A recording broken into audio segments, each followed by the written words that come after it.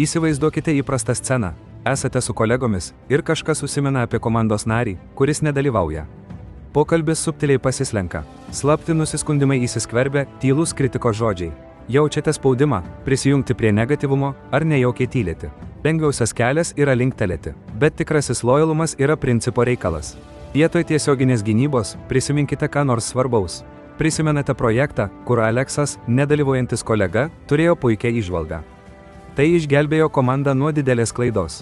Nusprendžiate kalbėti. Žinote, ramiai sakote, Aleksas turėjo idėją apie duomenų vizualizavimo pertvarkymą praėjusį ketvirtį.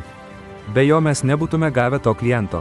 Įsivyrauja tyla, kritinės pastabos skamba tuščiai, kambarys persvarsto. Jūs nesiginčijote, tiesiog apšvietėte neginčiamą vertę. Negatyvumas išnyko. Tai nebuvo gynyba, tai buvo pakylėjimas. Protingas posūkis. Jūs nekovojate su negatyvumu.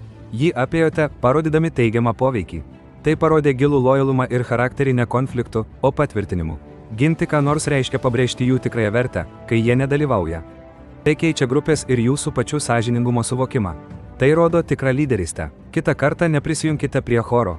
Vietoj to, pakylėkite nedalyvaujantį.